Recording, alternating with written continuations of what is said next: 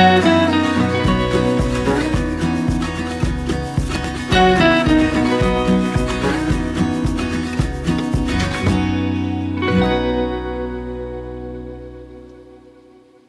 everyone. Welcome back, and thanks for sticking with us.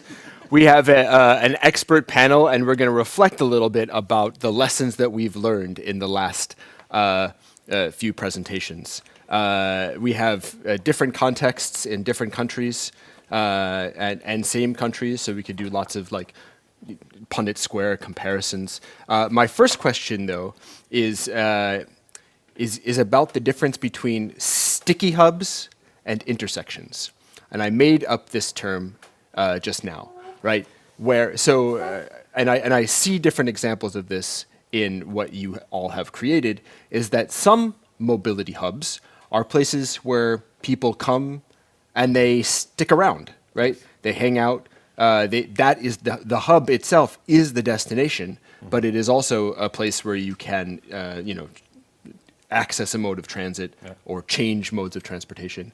Some hubs are not designed to be sticky hubs, right? Sometimes it's just a place where you intersect, and if we get lucky, then maybe something will develop there. And I wonder how you all see your projects working. Have you created sticky hubs or intersections, or do you see these two different things changing into one another? So maybe you have a place that was a destination and now it has become an intersection, or you have an intersection and that has inspired a destination. I'm wondering what you all think about this in the different places that you've worked with. Okay. Who wants to start? Do you want to start, Dieter? I want to, but I don't want to be in front of anybody else. Yes, for us it's very crucial to create a spot first. You create a spot in a village because there isn't anything left. There are no more shops, there are no more buses passing by, so there isn't an intersection to use. So it's crucial for us in a rural context that we create a spot where people meet one another, where they can have a little bit of services, where it's safe to wait for a while, where there is a bit of social control. That is the first step, and then you can add mobility solutions to them. That's the only way to go forward in a rural context, because a public transport agency is not interested in investing in a village with a few hundred people. It's not interesting for them. So you have to make it interesting by getting people to want to be there. Yes. Are these specifically with the mobility hubs in Westhoek? Are these places that have historically been important social gathering spots, or are they? Or are you kind of creating that from scratch? No, I think we see two things. You have the people who lived in the village for a long time. They are 80 years old, for example. They lived there for whole of their life. And then you also have families who come to live to the village because they want to live on the countryside and they don't interact. So the village hub is a place where they can interact. And then we saw some things. We organized some social activities. The youngsters came to that. The elderly people were also there, and they started chit-chat. And for example, there was a senior. He asked, "I don't know how my iPhone or the phone works." And then the youngster said, "Oh, I'm going to help you." And that's the thing. So you create social activities. You create also the little services. But it's also maybe the spot where you say, I have to go to an urban city center. Can I pick you up? We do the groceries together in the larger supermarket. Has that happened? So yeah, it's so you create also the starting point, for example, for carpooling. So that's the whole idea. Was that in the design of the project when you began? We didn't thought it was that you will have that kind of steps. So I think it come up a little bit spontaneously also. Yeah. So I think How exciting! I think the next step is to make a rideshare app, right? Build on top of that. I mean, I don't know, but it's an inspiring thing, and I'm glad to have learned that. I one time did a study on rural development in Korea, and there was a time when they tried to keep rural populations from moving into the big city, into Seoul, by installing all sorts of ICT and fiber equipment. And what that ended up doing was just getting people to leave, right? It literally and metaphorically paved the way into the big city. But what I like about what you all are doing is you're not creating infrastructure to keep people there. You're creating actual spaces for people to meet each other, rather than hoping that the technology will lure them back. So you're bringing people together. And I think that's a really encouraging thing to see, and it addresses so many different dimensions of rural development, not just transportation. How about Värmland? Yeah, well, if you are really a sticky hub where people go and stick there, then we are an intersection hub. Yeah. So because we have people commuting and they're changing travel modes at our hub. Yeah. But I think it's good to think about it as also a sticky hub, because you want to have where you are changing your travel modes, or where you are transferring a bus or transferring a train. In order for that to be competitive compared to the car, it's important to feel that also the change is part of the journey, and like you can have a destination, a hub that you're going to. You can have, maybe you could put out delivery boxes where you can pick up your, for instance, groceries, or you can have other attractions that makes the wait feel as if you're still moving. Yeah. How to do that, I don't know, but I think it's very important to feel that you're still moving and that it's not actually a change that you're doing, so that you don't you feel that the car is more easy or more comfortable to travel with. So maybe even the intersection hubs needs to have the sticky hub feeling. Well, yeah, because my understanding, at least in the case of Värmland, is that they come on their bike and maybe they get the train right away, but they might also be waiting. Yeah. So there's a chance there. Maybe it's the train station, they get a snack, but I don't know. Maybe there are the same people that meet there every day, and there's some kind of opportunity for them to meet their neighbors, and then I don't want to take this too far, because then maybe they'll get to know each other and start carpooling, and they won't take the bike share anymore. So it seems like there's opportunities for that there. Yeah, and imagine like arriving with the train, and then you can pick up a packet or something, and then you have these awesome cargo bikes, almost like cargo bikes. Yeah, because they can take a heavy load. We're back there again. Yeah, a junk in the trunk. Junk in the trunk, right? And then you take the bike home, and then you take the bike back later on. Yeah, so that was my question. So let's say you do that. Don't we have to get the bike back to the train station somehow?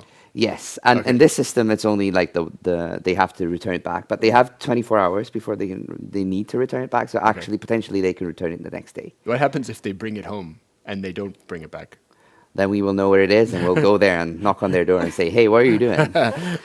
I think that what we have come to the conclusion is that we need to create self-driving bikes that will return themselves to the station. You heard it here first. It's Stronger Combined. How about Marjan? How about in Genk? I like the term of sticky hub. I think it's a good, good concept.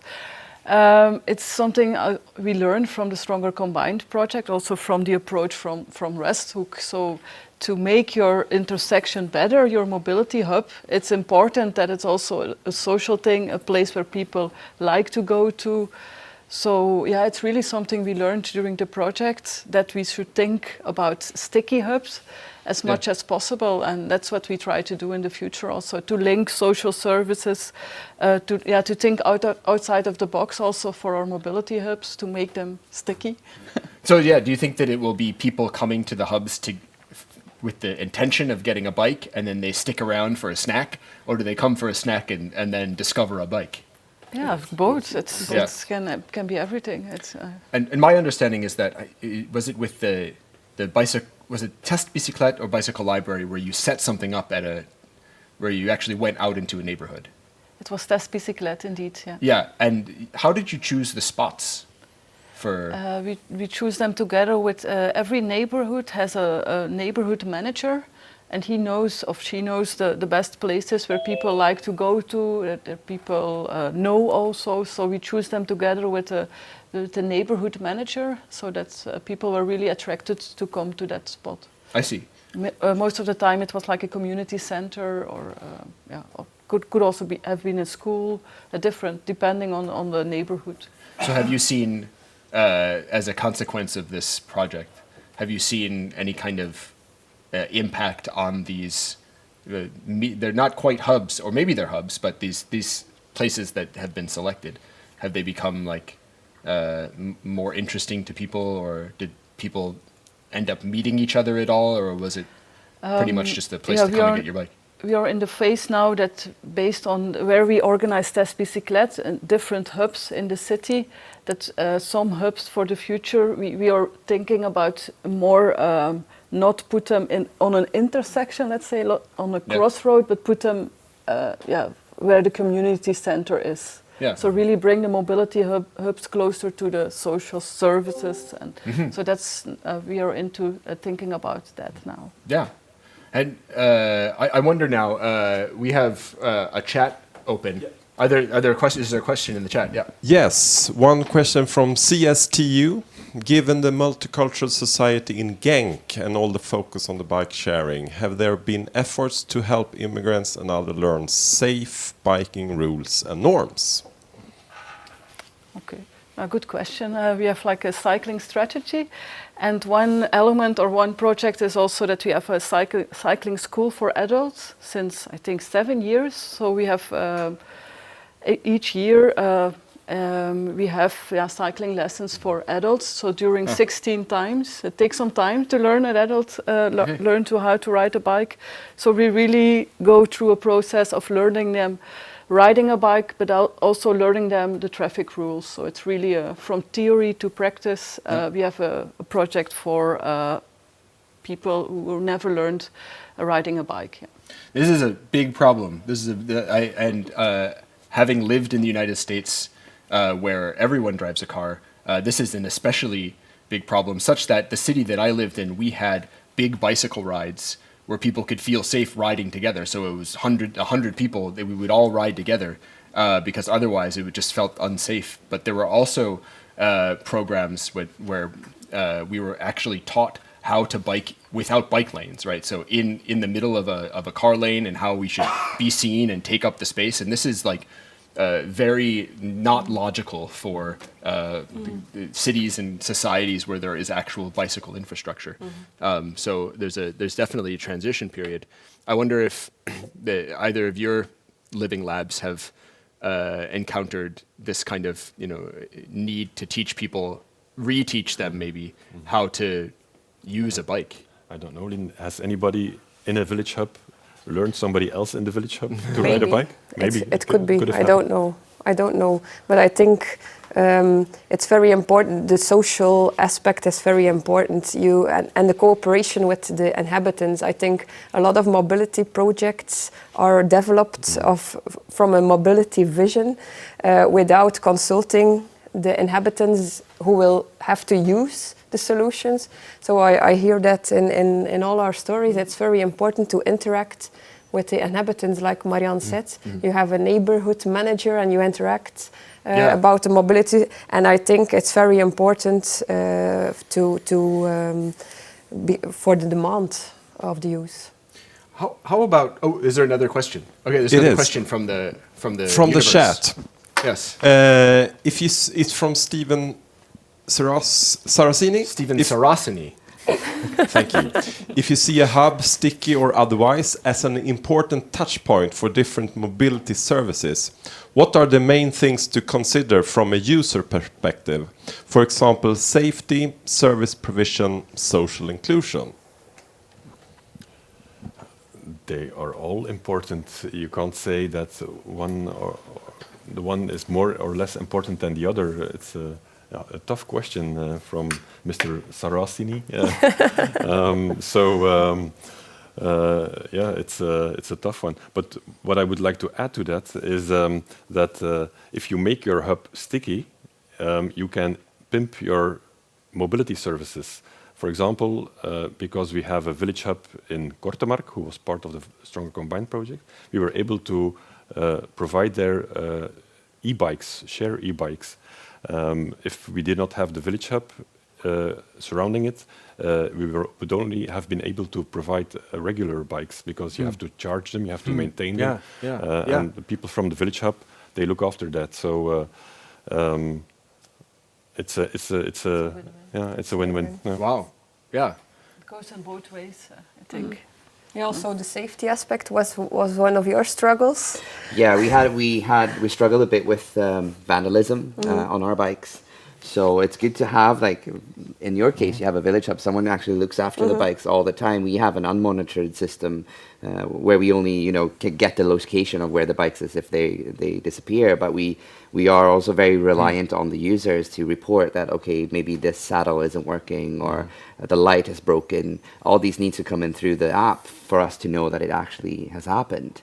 So yeah, I think it's very good, and I'm very impressed with the examples from Belgium, because you get all these dimensions with organizations who are meant to work with sort of different things. In Sweden, I feel that sometimes we are very focused on what we're supposed to do. I deliver mobility, I deliver the social aspect, and we might not be so good working together with what is essentially taxpayer money. So I'm very interested in how you manage to link out those. We do it because we have to. We have no other choice. We don't have enough personnel to think of a village in ways of social services, of mobility, of different things. So we have to put it together, and it has to be organized in an integrated way. I have a question for all of you. At any point, did you encounter political opposition to what you were doing? I have a nice story on that. Yeah. Yeah, I can tell. When we were developing the village point in Beveren aan de IJzer, you saw in the movie, then the municipality said, "We don't need that. We won't cooperate." Wow. So Betelovi, the entrepreneur, says, "Okay, we're gonna try it." So they did it without the municipality, without the support of the municipality. But then they won a prize for an invention prize. And it was the mayor of Alveringham who will pick up the prize. So, and then afterwards So they started to cooperate. The government that yes, the government opposed did. it. Oh, how They sweet. opposed it, but then they... But they were doubtful that it would last. And they thought, if you start this up and next year it's over, then all the inhabitants will be complaining, who will continue our village hub? Yeah. And then we will have to do it. That's Yeah. what they were afraid of. Yeah. Yeah. So have they changed their? Yes, Yes, they yes, moved. yes. They changed Yes. completely. Yeah. Now they're the champions. They opened the second one Okay. nearby. When we went to our local politicians and we told them, you'll have to think about less displacements, less transport, they looked at us. What is this? We are asking you to work on mobility, and you tell us we have to be less mobile. Yeah. Yeah. I understand the Mentimeter Yes. question that you asked. I thought it was about working from home, which I suppose it could be, but Yes. Could be. but reducing the number of trips you need because you can get lots of stuff done in one place, of course, is a good solution. I would say yes. We have a nice example also. In Belgium, we eat sandwiches on Sunday, and koffiekoeken we call them. And then we order them, or we go to the bakery and we buy them. So in Beveren, the example we showed, there is no longer a bakery shop. So everybody who lives there and wants his sandwiches on a Sunday, he goes 10, 20 kilometers away to get them. And now with the village hub, they can order their sandwiches in the week, and it's delivered on Sunday in the village hub, and everybody can pick up his sandwiches. And so that's a lot of mobility that is no longer needed. There are hundreds of people who get their sandwiches. They can walk into the village and pick them up. Wow. So is this a Belgian tradition, having sandwiches on Sunday? Yes. Do you do it? Does Genk have sandwiches on Sunday too? Definitely. Sandwiches and croissants. This is, really? The whole country has sandwiches on.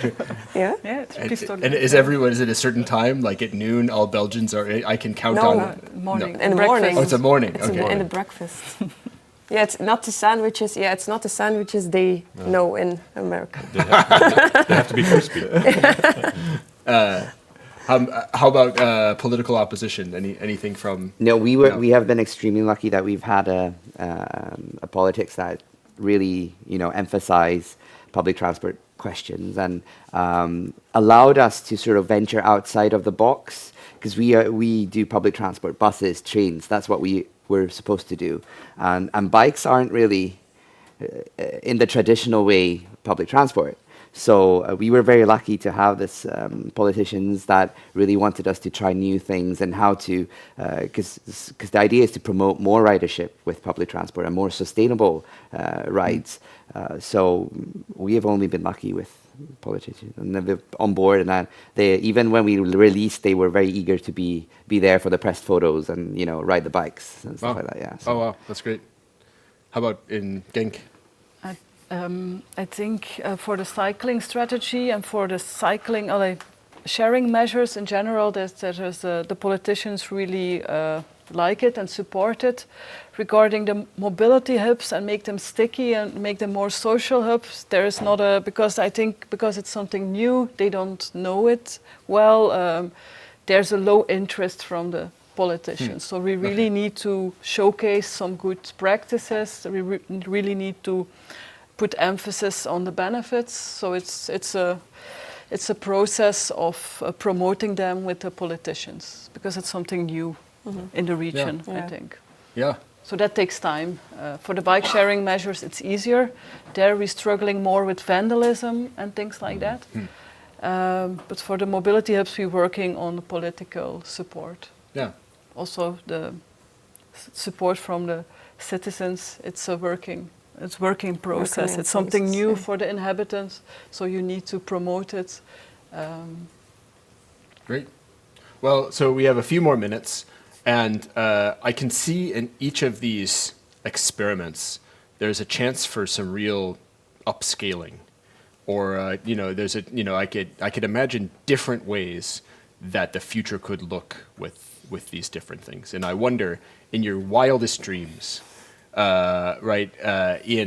let's say in 10 years, what would be the best outcome with your region in terms of these different experiments?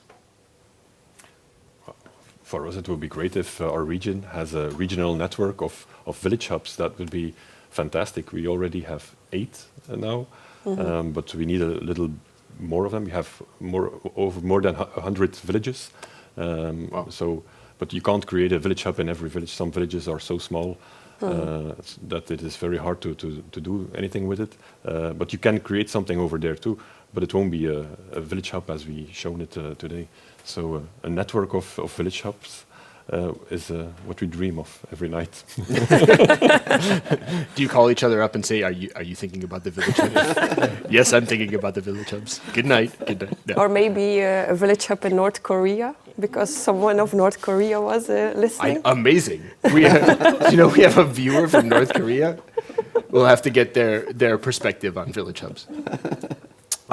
Sebastian. Well, I like to dream, and I do believe that if we're going to dream big, so we would have like bike sharing systems throughout the major cities in Värmland, and then they would all be interconnected, and it will be all put together in one single space, a one-stop shop where you could get your train ticket or your public transport ticket at the same time as you're booking a bike. So at least it would give you options that when you arrive at the train station, if you want to go to this place, either you can take another bus, you can borrow a bike or hire a bike, depending on what kind of system we have in the future. But that is also accessible, and we were able to really make the journey from A to B to be a complete journey. So you're thinking a one-stop shop on a virtual one-stop shop? Yeah. Yeah. What if you could order coffee too, so that when you get off the train, there was a coffee waiting for you inside, a warm cup of coffee. Why not? Why not? It really makes the transfer, even if it's not to a bike, maybe having a coffee waiting on your while waiting for the next bus will make the wait more pleasant, which will then allow us to compete with the car, which is what we need to do to be more sustainable. Absolutely. Yeah. Marjan? Well, I'm dreaming of a car-independent city in Genk. So, and I believe that the sticky mobility of social hubs can help in this strategy. And so we have now like 7 bike sharing measures, I believe, and also Friso mentioned it. We need to have more options, more solutions, integrated solutions, not only bike sharing but also car sharing. And I think we have to work further in that direction. So sticky mobility hubs and a lot of a variety of bike sharing and car sharing mobility solutions. And a lot of bikes also, that people own a bike. Yeah. I think that's also important. And people don't own a car anymore. Sounds great. What a vision. Are there any other questions from the universe? And we have 2 minutes. I wonder if there are any questions that you have for each other, or any final thoughts here. I have one more thought. Yeah. We should try to make hubs as sticky as possible. Getting people to meet one another is a solution for so many things, more than mobility.